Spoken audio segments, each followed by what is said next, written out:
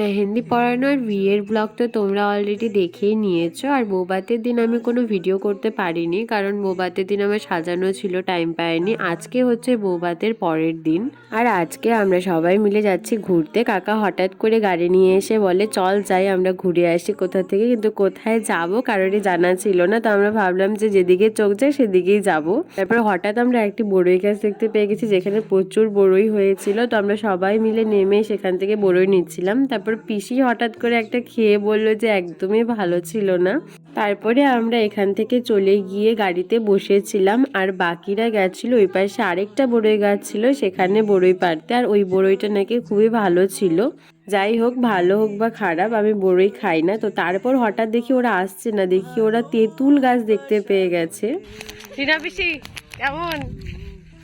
দারুণ, সেই লেভেলে খাচ্ছে। তেঁতুল পাই গেছি, আর এর থেকে বেশি কি লাগে? চলো এবার যাওয়া যাক। এবারে আমরা বাড়ি চলে এসেছিলাম, কারণ কাকারা বাড়ি চলে যাবে। আর বাড়ি থেকে বারবার ফোন আসছিল যে তাড়াতাড়ি আসো তাড়াতাড়ি আসো, লেট হয়ে যাচ্ছে। তো চলো আজকের ব্লগটা এতটুকুই, বাই।